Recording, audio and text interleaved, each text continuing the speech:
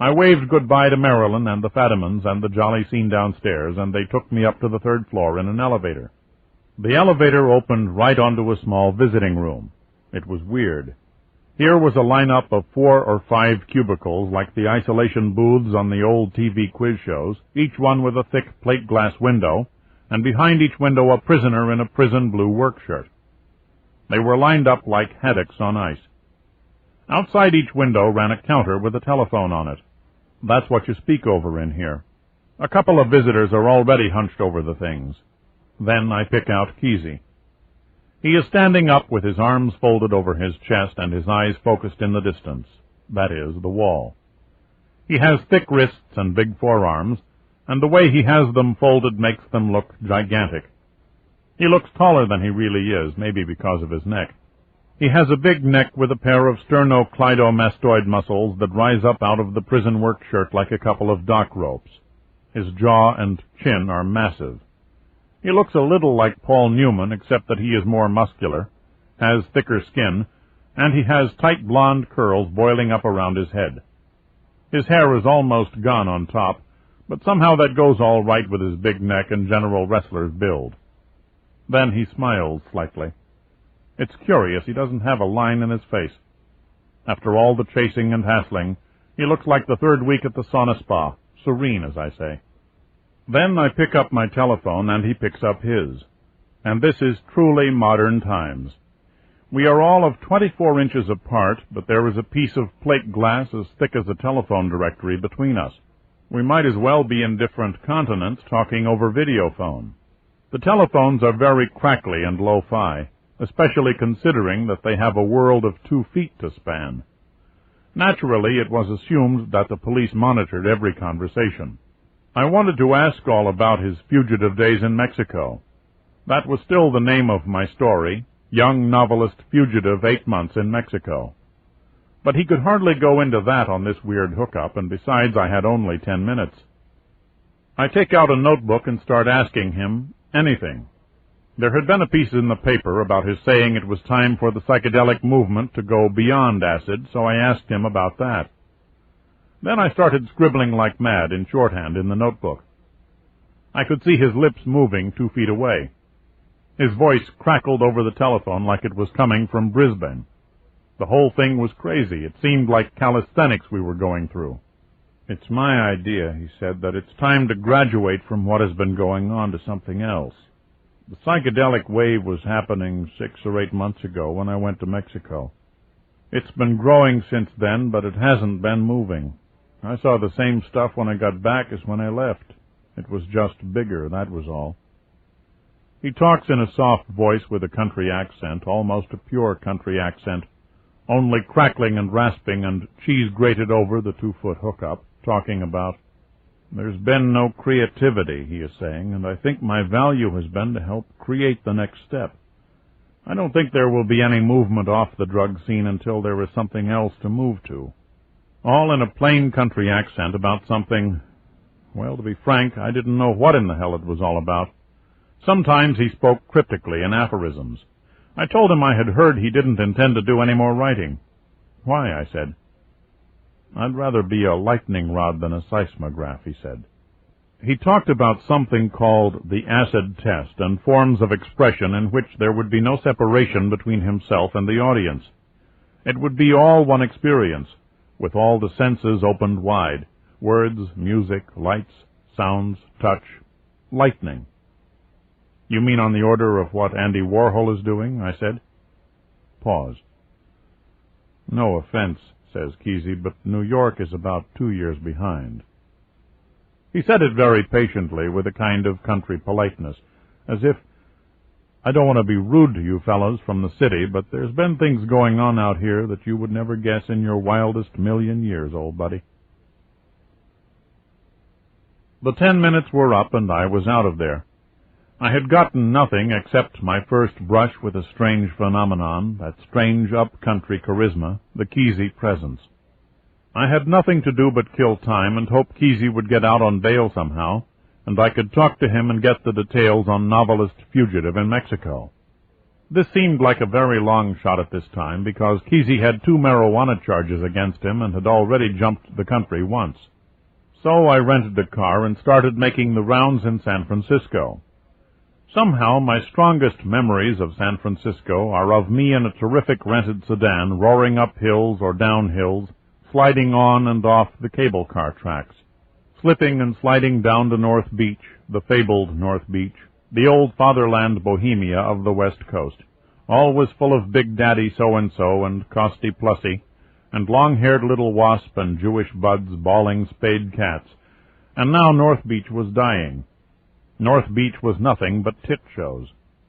In the famous Beat Generation HQ, the City Lights bookstore, Shigmurao, the Nipponese panjandrum of the place, sat glowering with his beard hanging down like those strands of furs and fern in an architect's drawing, drooping over the volumes of Khalil Gibran by the cash register, while professional budget finance dentists here for the convention browsed in search of the beatniks between tit shows. Everything was the topless on North Beach, strippers with their breasts enlarged with injections of silicone emulsion. The action, meaning the hip cliques that set the original tone, the action was all over in Haight-Ashbury.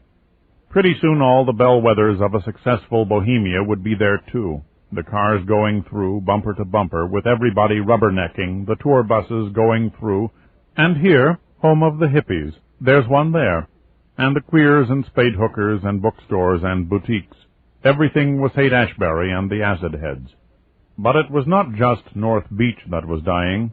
The whole old-style hip life, jazz, coffee houses, civil rights, invite a spade for dinner, Vietnam, it was all suddenly dying, I found out, even among the students at Berkeley, across the bay from San Francisco, which had been the heart of the student rebellion and so forth. It had even gotten to the point that Negroes were no longer in the hip scene, not even as totem figures. It was unbelievable. Spades, the very sole figures of hip, of jazz, of the hip vocabulary itself, man and like and dig and baby and scarf and split and later and so fine, of civil rights and graduating from Reed College and living on North Beach, down Mason and bawling spade cats, all that good elaborate petting and patting and pouring soul all over the spades, all over, finished incredibly. So I was starting to get the trend of all this heaving and convulsing in the bohemian world of San Francisco. Meantime, miraculously, Kesey's 3 young lawyers, Pat Hallinan, Brian Rowan, and Paul Robertson, were about to get Kesey out on bail. They assured the judges in San Mateo and San Francisco that Mr. Kesey had a very public-spirited project in mind. He had returned from exile for the express purpose of calling a huge meeting of heads and hippies at Winterland Arena in San Francisco in order to tell the youth to stop taking LSD because it was dangerous and might French fry their brains, etc. It was going to be an acid graduation ceremony. They should go beyond acid. That was what Kesey had been talking to me about, I guess.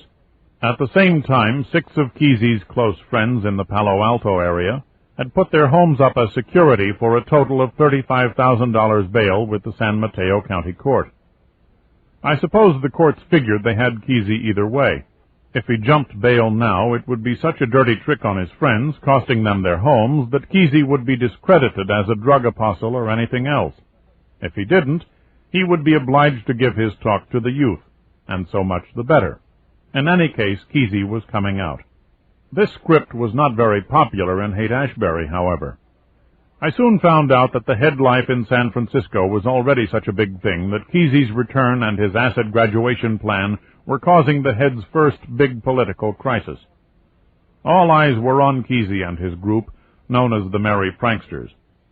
Thousands of kids were moving into San Francisco for a life based on LSD and the psychedelic thing. Thing was a major abstract word in Haight-Ashbury. It could mean anything: isms, lifestyles, habits, leanings, causes, sexual organs. Thing and freak. Freak referred to styles and obsessions, as in Stuart Brand is an Indian freak, or the Zodiac, that's her freak, or just to heads in costume. It wasn't a negative word. Anyway, just a couple of weeks before, the heads had held their first big be-in in Golden Gate Park, at the foot of the hill leading up into Haight-Ashbury, in mock observance of the day LSD became illegal in California. This was a gathering of all the tribes, all the communal groups. All the freaks came and did their thing.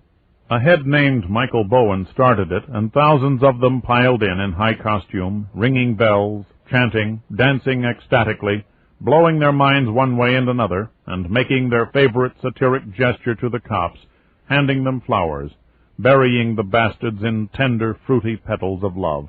Oh, Christ, Tom, the thing was fantastic, a freaking mind-blower. Thousands of high-loving heads out there messing up the minds of the cops and everybody else in a fiesta of love and euphoria. Even Kesey, who was still on the run then, had brazened on in and mingled with the crowd for a while. And they were all one, even Kesey.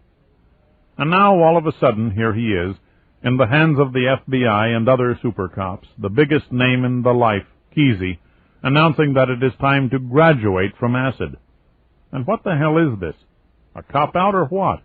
The Stop Kesey movement was beginning even within the hip world. We pull up to the warehouse in the crazed truck, and, well, for a start, I begin to see that people like Lois and Stewart and Black Maria are the restrained, reflective wing of the merry pranksters. The warehouse is on Harriet Street between Howard and Folsom. Like most of San Francisco, Harriet Street is a lot of wooden buildings with bay windows all painted white.